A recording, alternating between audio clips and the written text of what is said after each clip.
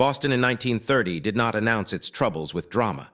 The city moved the way it always had: streetcars humming, harbor winds cutting through coats, men reading newspapers with furrowed brows. Yet beneath the familiar rhythm, something subtle had shifted. Money felt tight. Faces looked older. The future, once loud with optimism, had grown strangely quiet. Boston in 1930 felt like a city caught between memory and uncertainty. The skyline was modest, dignified rather than imposing, church steeples still punctuating the air as if the 19th century had never fully surrendered. Brick buildings lined narrow streets that twisted according to colonial logic rather than modern planning. The city carried its past like a well-worn coat, sturdy, respected, slightly frayed at the cuffs. Winter lingered longer than patience. The Atlantic winds were democratic in their cruelty, sliding through wool, ignoring class distinctions. Men hunched into collars.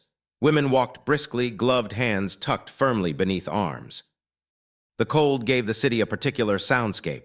Footsteps sharp against pavement, trolley wheels screeching at corners, doors slamming with urgency. Streetcars defined movement. They rattled through neighborhoods with mechanical indifference, carrying clerks, dockworkers, teachers, stenographers, the entire nervous system of the city compressed into wooden seats and metal rails. Inside, silence dominated. Newspapers unfolded like shields. Headlines had grown heavier since the stock market crash of the previous autumn. Words such as decline, bank failures, and unemployment began appearing with uncomfortable regularity. No one spoke much about it, but everyone read. Boston had always been a city of institutions. Universities stood like intellectual fortresses, confident and aloof.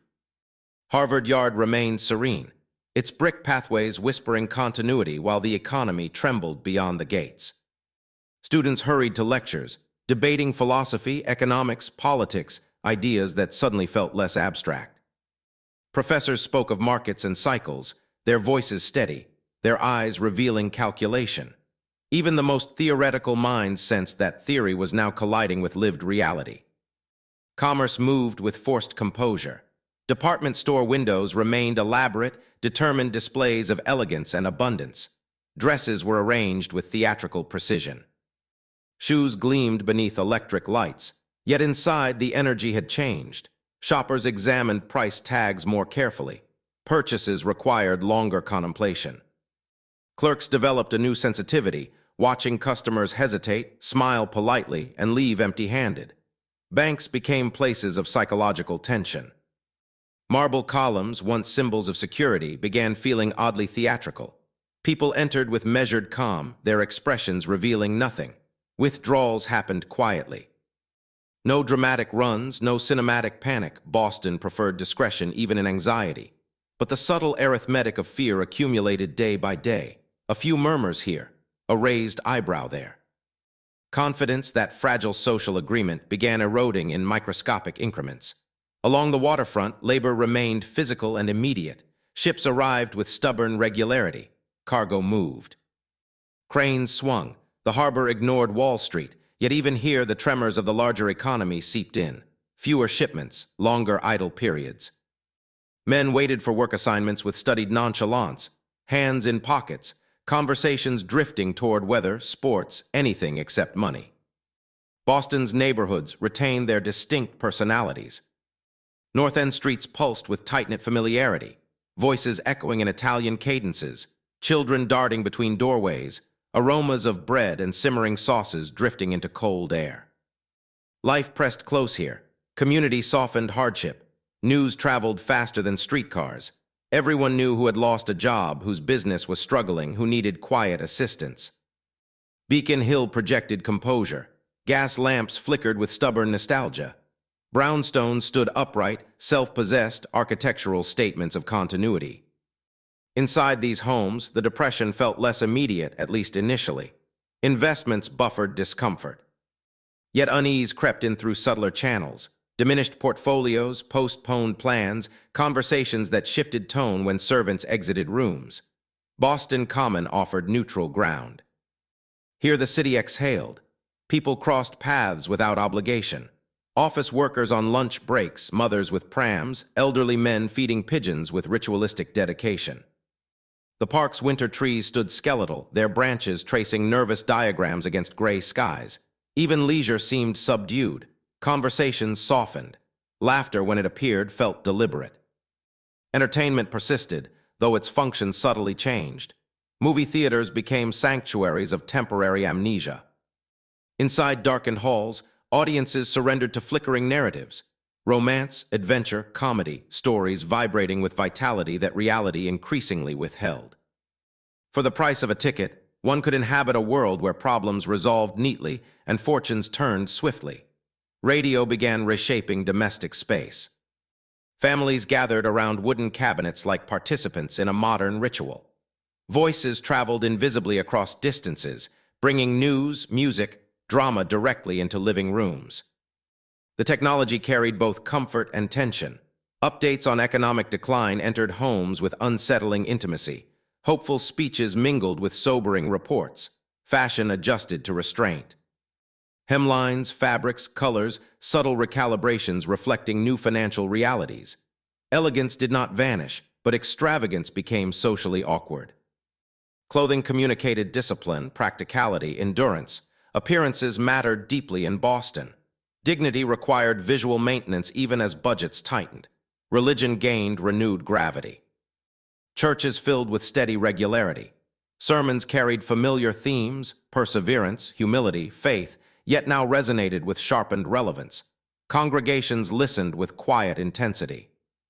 Hardship gave spiritual language a renewed concreteness. Prayer became less ceremonial, more transactional, though never openly acknowledged as such.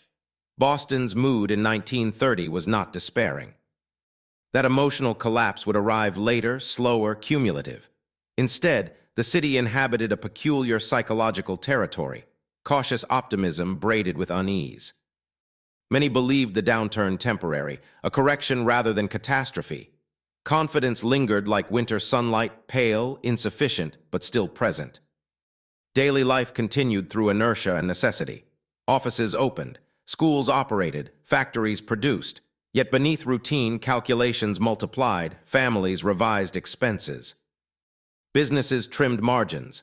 Conversations grew subtly more pragmatic. The future, once imagined expansively, began shrinking into shorter, more cautious horizons. The city's great talent lay in normalization. Boston possessed an almost scientific capacity for absorbing disruption without theatrical reaction. Change happened gradually, often invisibly, disguised as adjustment rather than transformation. In 1930, the Depression did not yet feel like history. It felt like weather unpleasant, persistent, but assumed temporary. And so Boston moved forward, one measured step at a time, unaware that the quiet tension of 1930 was merely the prologue. By the time spring approached, Boston's uncertainty began acquiring sharper edges. The initial shock of economic decline had faded, replaced by something more complex: adaptation. The city did not pause, it recalibrated. Unemployment emerged not as spectacle but as presence. Men who once moved with occupational certainty now lingered longer on street corners. Shoulders squared by habit, eyes scanning with subdued urgency. The rituals of work, early departures, purposeful strides, dissolved into longer mornings and slower afternoons. Pride negotiated daily compromises. Breadlines formed with uncomfortable discretion. Boston disliked visible vulnerability, yet necessity overruled etiquette. Queues stretched quietly outside charitable kitchens, coats buttoned tightly, hats pulled low. Conversations remained sparse. Shared hardship created silent fellowship. Hunger, that most persuasive economist, rendered pride negotiable. Small businesses became barometers of survival. Some storefronts remained lit, stubborn islands of continuity.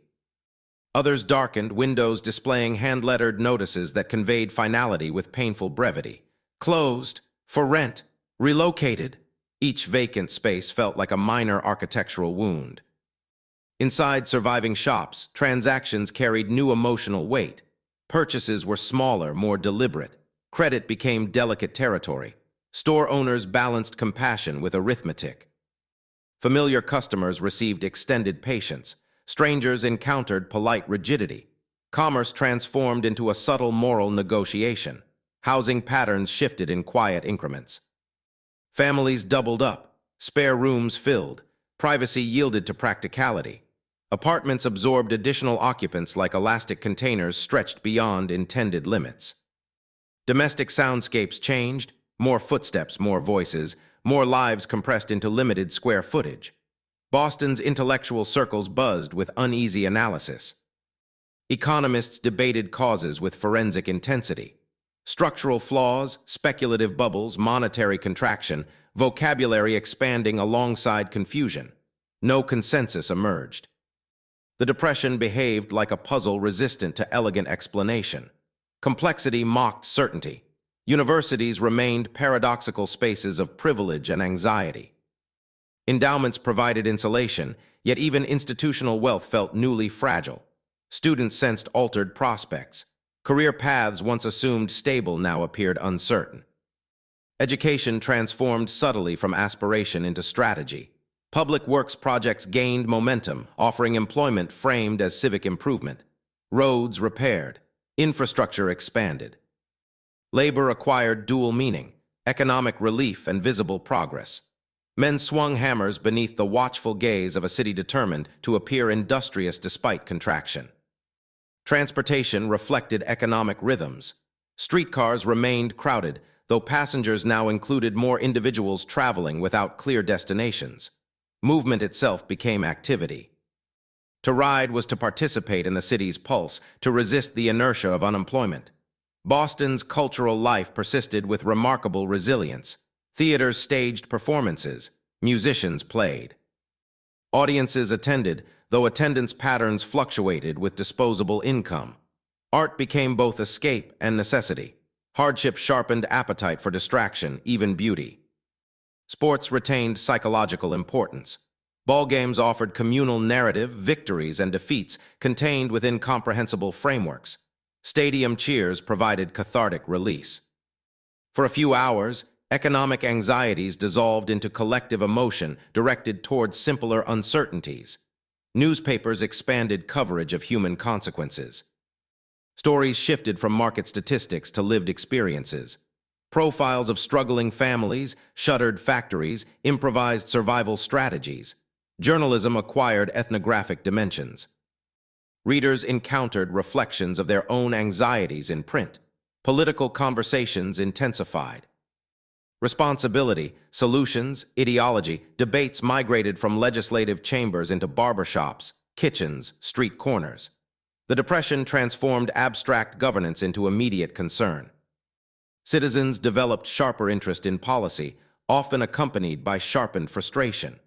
Charitable organizations expanded operations, navigating rising demand with finite resources. Volunteers multiplied, donations fluctuated. Compassion confronted logistical limits. The mathematics of aid proved unforgiving. Needs exceeded capacity with relentless consistency. Boston's architecture recorded the Depression in subtle ways. Maintenance deferred, repairs postponed, paint weathered longer. Buildings, like citizens, displayed signs of careful conservation. The city's physical fabric mirrored economic restraint. Social etiquette adapted with delicate precision. Displays of wealth softened. Luxury grew quieter, less ostentatious. Public performances of prosperity risked appearing tone-deaf. Discretion, already a Boston virtue, evolved into social necessity. Psychologically, the city entered a new phase, endurance. Initial optimism yielded to cautious realism. The downturn no longer felt temporary. It became environment. People adjusted expectations accordingly. Plans shortened. Ambitions recalibrated. Yet Boston did not surrender to despair. Resilience manifested not as dramatic defiance but as continuity. Daily routines persisted. Institutions functioned. Communities supported one another through networks of quiet reciprocity. Evenings retained familiar rhythms. Lights glowed behind curtains. Radios murmured.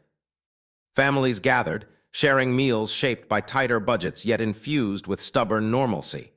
Domestic spaces became fortresses of emotional stability. Children continued attending school, their worlds buffered by youthful elasticity. Playgrounds echoed with laughter that seemed immune to economic contraction. Childhood, that magnificent illusion of permanence, persisted even as adult anxieties deepened. Seasonal cycles imposed reassuring structure. Summer arrived with predictable warmth. Harbor breezes softened, parks filled. The city's sensory palette brightened. Economic hardship coexisted with environmental beauty, creating a peculiar emotional contrast. Boston's identity, intellectual, historical, communal, provided psychological scaffolding. The city had endured revolutions, fires, transformations. Hardship fit into a longer narrative of resilience. Perspective softened panic. By the end of 1930, the Depression had embedded itself into Boston's lived reality. Not catastrophe, not collapse, but condition. Life narrowed, adjusted, persisted. And through it all, the city maintained its defining characteristic, composure. Boston did not dramatize its suffering. It absorbed, adapted, endured, a quiet organism navigating a slow, grinding storm. History often prefers loud moments, crashes, revolutions, spectacular ruptures. Yet Boston in 1930 reveals a subtler truth. Transformations frequently arrive quietly, disguised as ordinary days. The Depression did not rewrite the city overnight. It reshaped it gradually, invisibly, through countless small adjustments in thought, behavior, expectation. Cities, like organisms, possess remarkable adaptive intelligence. They bend before they break. They normalize before they panic. Boston's story in 1930 is not merely economic. It is psychological, social, deeply human. And that is where the real intrigue lives, not in numbers, but in the quiet choreography of endurance.